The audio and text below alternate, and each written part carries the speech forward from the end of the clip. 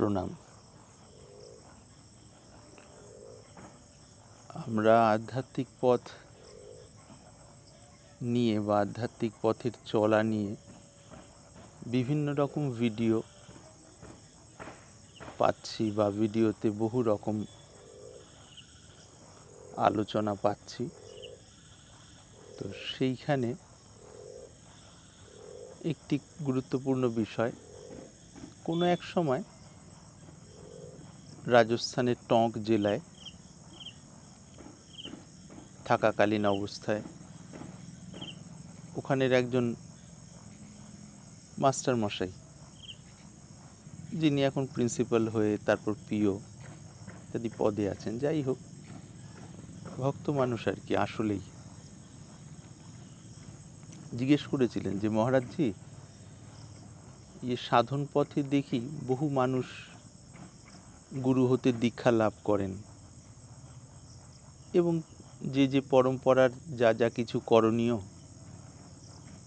অনুষ্ঠান, আচার নিষ্ঠা ইত্যাদিগুলো পালন করে চলেন এবং কিছুদিনের মধ্যে 6 মাস, 3 মাস, 1 বছর, 2 বছর, 3 বছর বা কম বেশি সময়ের মধ্যে বেশ কিছু মানুষ বেশ চালাক হয়ে ওঠেন।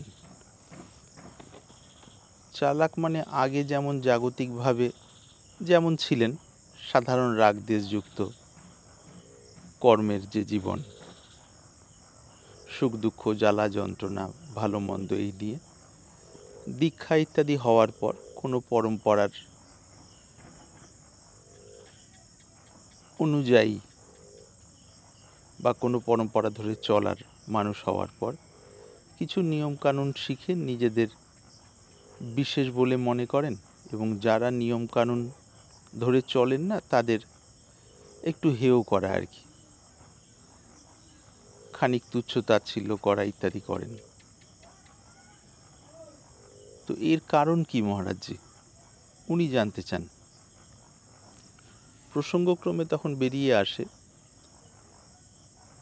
যে সাধন করে অন্তরের অবস্থা পরিষ্কার হওয়া, আর অন্তরের অবস্থা পরিষ্কার হলে ব্যবহার ধীরে ধীরে পরিবর্তন হওয়া। আগের যে তামসিক এবং কিছু রাজসিক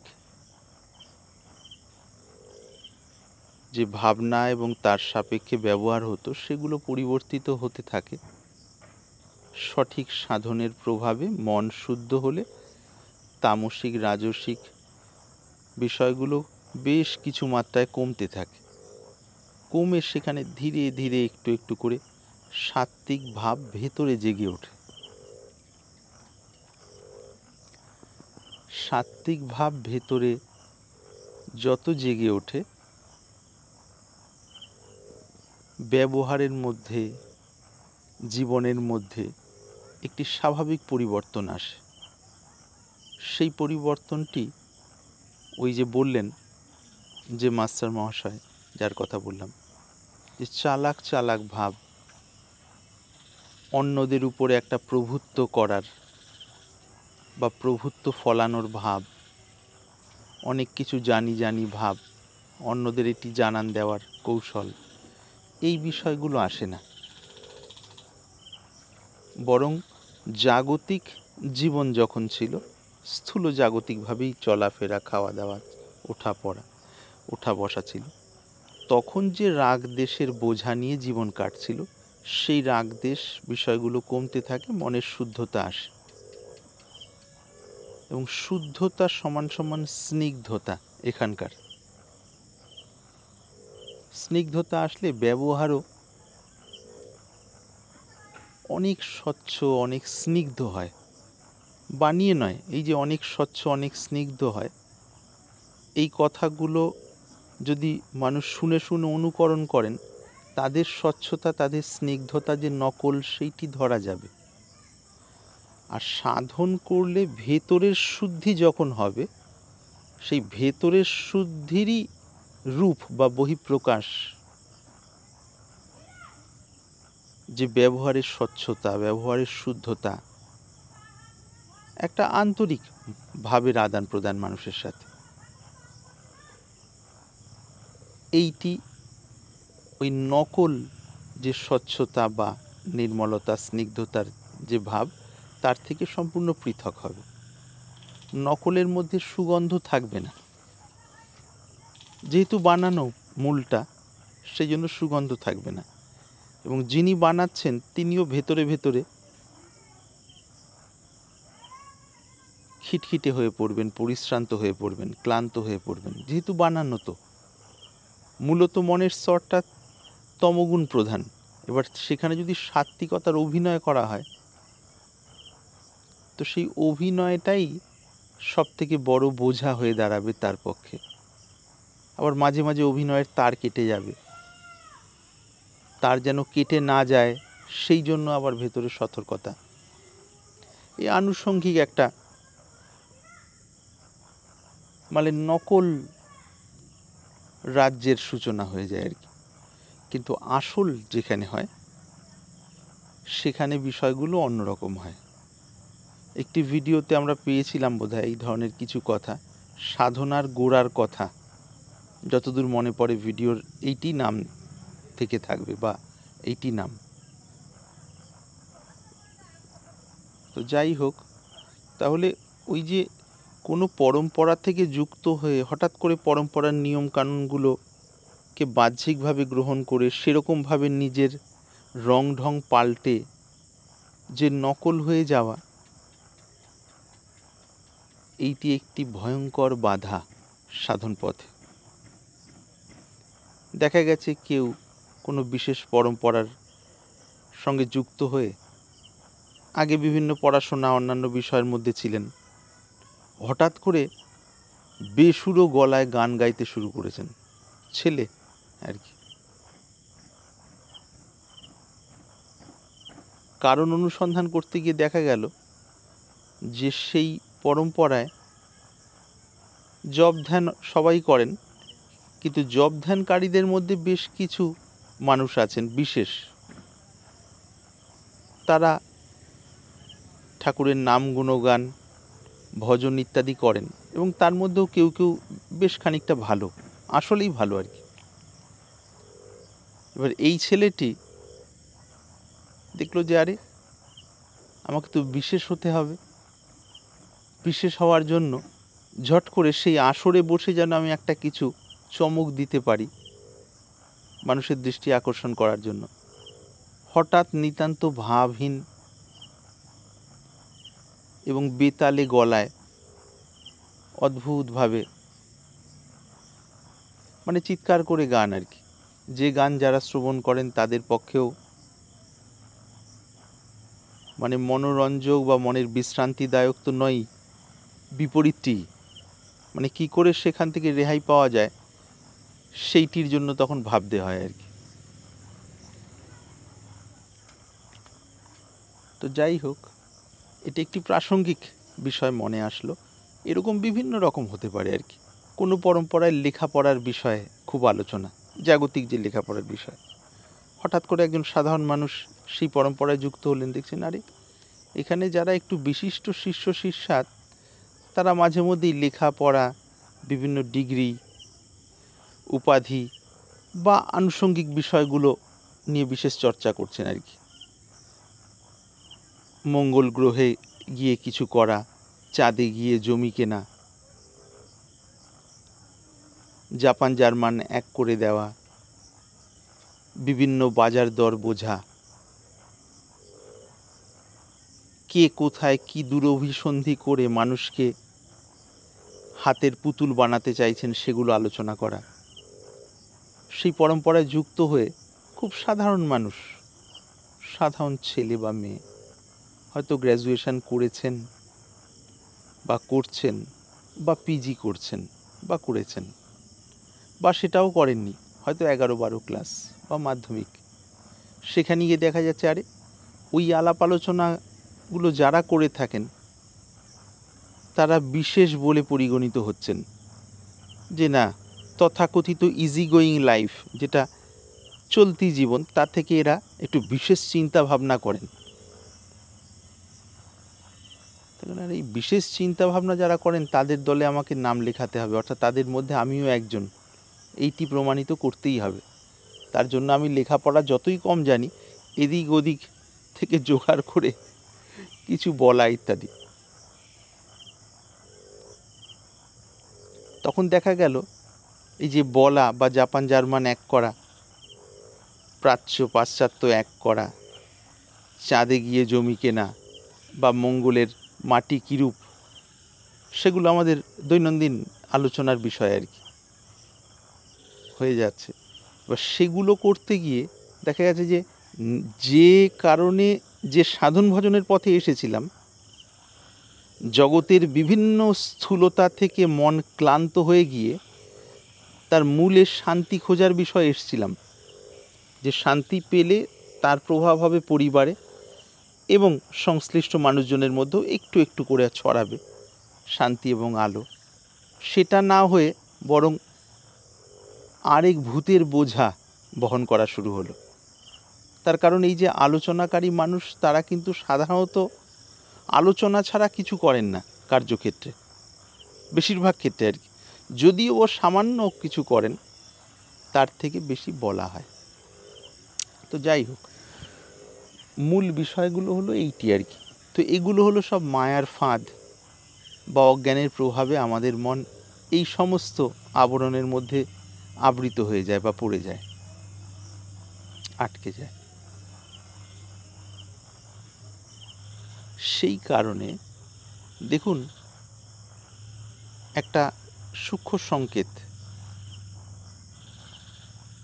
পরম যে সিদ্ধাবস্থা বা জাগতিক রাগদেশের টানাপোড়েন থেকে মন যখন বিভিন্ন স্তর অতিক্রম করে গিয়ে, সাধারণত বেশ কিছু বছর লাগে, সাধারণত, ব্যতিক্রমের কথা বলা যায় না, বেশ কিছু বছর, সেটা 9 বছর হোক, 12 বছর হোক, 18 বছর হোক, বেশি বা কম হোক, এর মধ্যে দিয়ে গিয়ে যখন সিদ্ধ ভূমিতে ধীরে ধীরে প্রবেশ করে, তখন তার মধ্যে সম্যক প্রকট হয়। হিন্দিতে যে শব্দটা আমরা সম্যক, বাংলায় সম্যক, দন্তার স, দন্তর স, ময় জফলা ক, সম্যক। এখানে সম্যক মানে আমাকে বুঝতে হবে বা আমাদের বুঝতে হবে ভারসাম্যযুক্ত, তালের, স্থিতপ্রজ্ঞ স্থিতি, যেটির কথা বলা হয়েছে গীতায়, দুঃখেষু অনুদ্বিগ্ন মনা সুখেষু বিগত স্পৃহা বিতরাগ ভয়ক্রোধ স্থিতধীর মুনি রুচ্যতে। সুখ দুঃখে যার মন সমতায় স্থিত, মর্মার্থ, সেই মুনি স্থিতপ্রজ্ঞ।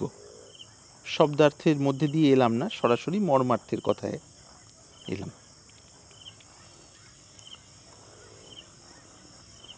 তো খুব সুন্দর বিষয়, যে অবস্থায় মন পৌঁছলে বা মন চেতনার যে স্তরে উন্নীত হলে সেই মানুষটির ভেতরে সমতা আসে। সমতার অভিনয় নয়, সমতার অভিনয় বিকট বিষমতা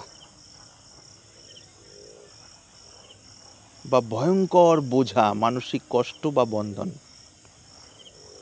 স্বাভাবিক সমতা আসে সর্বক্ষেত্রে।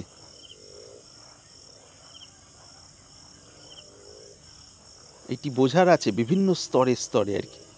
যার মন যতটা স্তরে, মানে যে স্তরে পৌঁছায় সেই স্তর থেকে এইটি বোঝা হয় আর কি।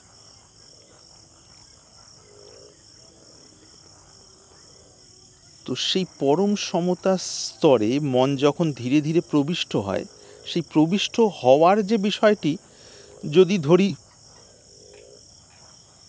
1 লক্ষ তালা বিল্ডিং এর স্তর যদি ধরি বলার জন্য,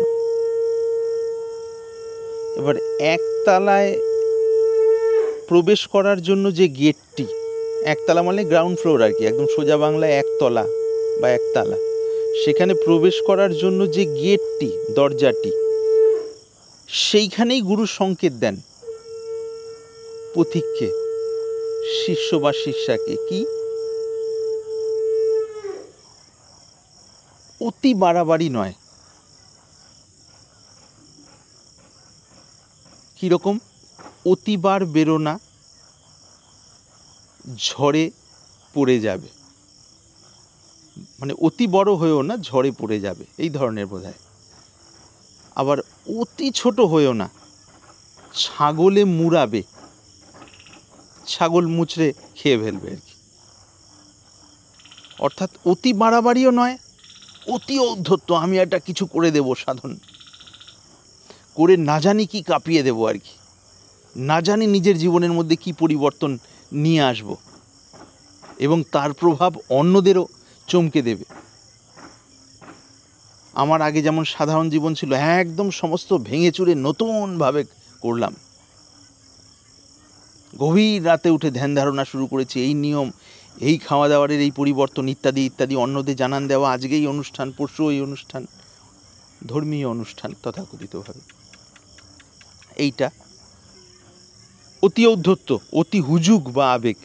আবার উল্টো দিকে পেয়েছি, ঠিক আছে, একটু নাম জপ করতে হয়, দিনগত পাপক্ষয়ের মতো মিনমিন করে একটুখানি করে নিলাম, আবার স্যাঁতস্যাঁতে কাঁথা মুড়ি দিয়ে কোনো রকম করে পড়ে আছে। কিরে, ওই কাজটা করবি না? কেউ ডাকছেন। হ্যাঁ করব, এই যাই। আজকে জপে বসেছিলি? হ্যাঁ, তিনি যেমন করিয়েছেন সেরকম করেছি। এই যে হ্যাঁ, তিনি যেমন করিয়েছেন সেরকম করেছি। এটা কিন্তু একটা তামসিকতার খুব সুন্দর অবস্থা আর কি। এখানে সুন্দর মানে আসলে ভয়ঙ্কর। ওই ঔদ্ধত্যের যে বিষয়টি দৃষ্টান্ত পেলাম সেটি যেমন ভয়ঙ্কর, আবার এইটিও ভয়ঙ্কর। কাজেই তামসিকতার মিনমিনে একদম কোনো রকম করছি, কোনো রকম শরীরে মনে জোর নেই সেরকম, আবার অতি হুজুগ, সবের মধ্যে একটা বিরাট মানে ভূমিকম্প ঘটিয়ে যেন একটা পরিবর্তন করে ফেললাম। সবই পরিবর্তন কিন্তু কাঁচা।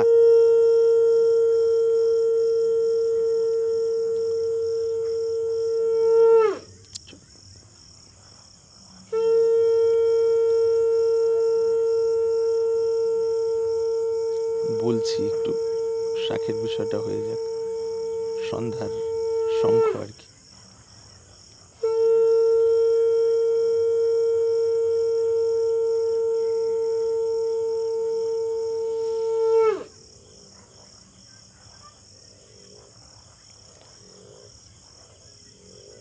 তাহলে এই যে বিষয়গুলো, এইগুলোর জায়গা থেকে গুরু কিন্তু সংকেত দেন। গুরু বারে বারে আমাদের বলেন যে নতুন কোনো বানানো নয়, সময়ে আহার, সময়ে বিশ্রাম, গভীর রাত পর্যন্ত সাধারণত জাগা নয়, বিশেষ প্রয়োজন হলো কদাচিৎ কখনো হলো, আলাদা ব্যাপার, সেটা নিয়ে যে বিরাট মহাভারত অশুদ্ধ হয়ে গেল সেটিও নয়, কিন্তু সাধারণত তাড়াতাড়ি শুয়ে পড়া, এবং সেই অনুপাতে যতটা পরিমাণ পেটের পক্ষে, শরীরের পক্ষে ভালো হয়, ঘুমে বিঘ্ন না হয়, তলপেটে চাপ না থাকে, সেই রকম আহার করা রাত্রে। বিশেষ করে যারা ব্রহ্মচর্য পালন করবেন তাদের জন্য তো বটেই, রাত্রে আহারটা একটু হালকা হবে। খুব ভারী আহার করে রাত্রে ব্রহ্মচর্য পালন বিশেষ করে কম বয়সীদের পক্ষে সম্ভব নয়। বিশেষভাবে পুরুষ শরীরের ক্ষেত্রে এই অসুবিধাগুলো দেখা দেয়, তবে উভয় শরীরের মধ্যেই বিভিন্ন স্তরের প্রভাব থাকে, রকমগুলো মানে আলাদা আলাদা আর কি, অর্থাৎ বিভিন্ন রকম আর কি।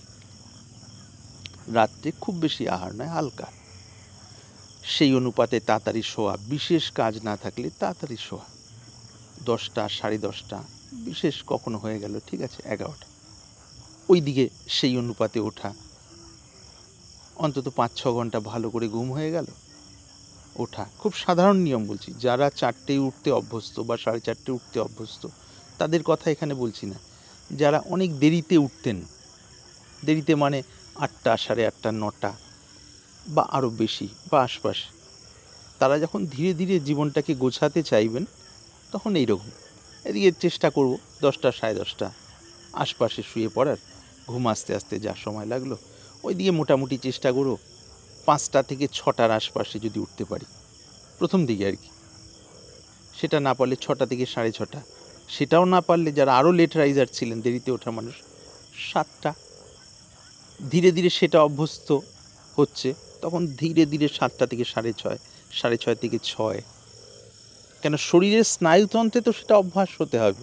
স্নায়ুতন্ত্রে অভ্যাস না হলে বেশি দিন তো চলবে না। গুরুত্বপূর্ণ বিষয়।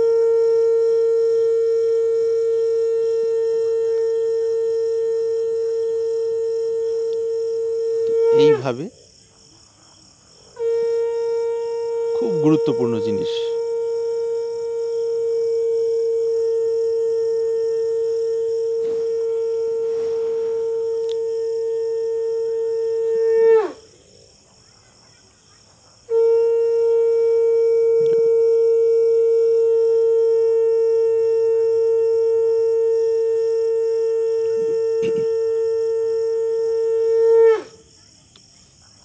এইভাবে চলতে হয় আর কি।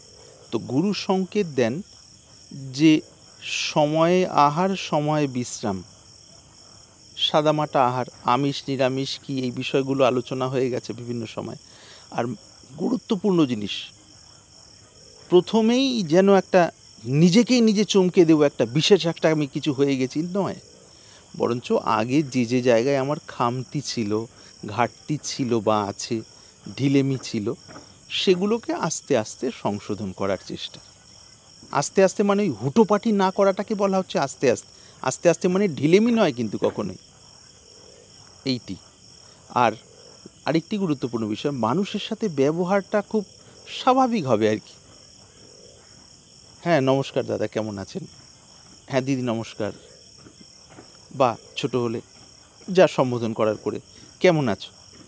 একসাথে যখন দেখা হচ্ছে রাস্তাঘাটে বা অন্যান্য জায়গায়, বা একসাথে যখন আমরা আশ্রমেও সম্মিলিত হচ্ছি, এক জায়গায় পৌঁছচ্ছি, খুব সাধারণ। যে হয়তো কথাবার্তা একটু বেশি বলতো, কথাবার্তা মানে কথাবার্তা আর কি, সে পথে এসে প্রচুর কথা বলা শুরু করে দিল, তাকে হয়তো খানিক একটা অনুশাসনের ছোঁয়া দেওয়া গেল, না এত কথাবার্তা সাধনের জন্য ভালো না, মন স্থূল ভূমিতেই পড়ে থাকে, সূক্ষ্ম দিকে আর যেতে পারে না, আর না গেলে ভেতরের রসও পাওয়া যাবে না, কিছুদিন পর সাধন ছুটে যাবে মানে ব্রেক চলে আসবে, তাতে ছেদ পড়ে যাবে। এই কথাটা সে একদম মুখ গোমরা করে, না কথা তো বলতে বারণ করা হয়েছে, বাবা আবার যদি জেনে বুঝে সে বিষয়ে শাসন করা হয়, তার মানে কি? তার মানে যেহেতু মনটা তমগুণ প্রধান, অনুশাসনের যে লেভেল সেইটা ধরা যাচ্ছে না।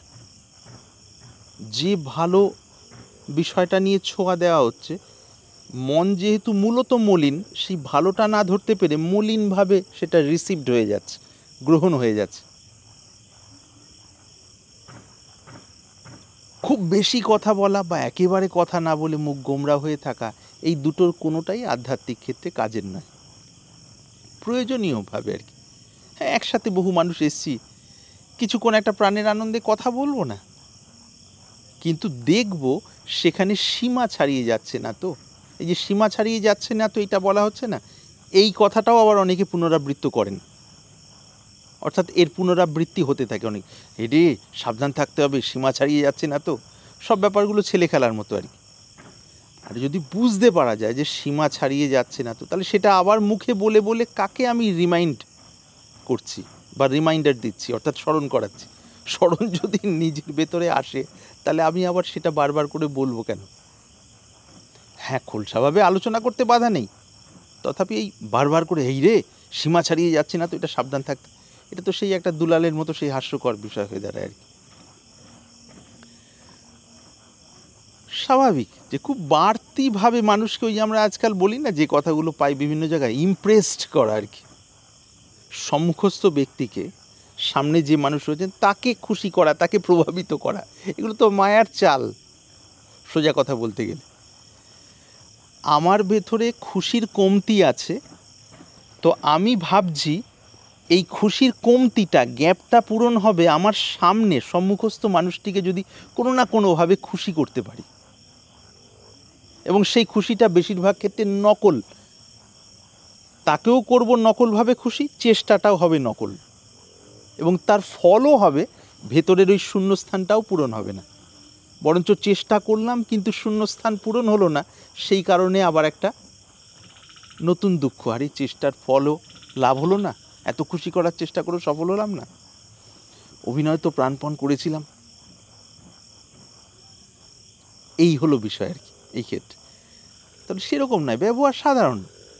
হ্যাঁ, প্রচণ্ড ক্লান্ত হয়ে আছি, একটু বসলাম, একটু ক্লান্তি কেটে গেল, 15 মিনিট আধ ঘন্টা জল টল খেলাম একসাথে, আচ্ছা ঠিক আছে, এইবার একটুখানি ভালো কথা হলো, এবার দেখছি না কোনো কাজের ফ্লো চলছে আশ্রমে বা যে কোনো জায়গায়। আচ্ছা, আমি শারীরিকভাবে এবং মন নিয়ে, সুন্দর মন নিয়ে তাতে কি অংশগ্রহণ করতে পারবো?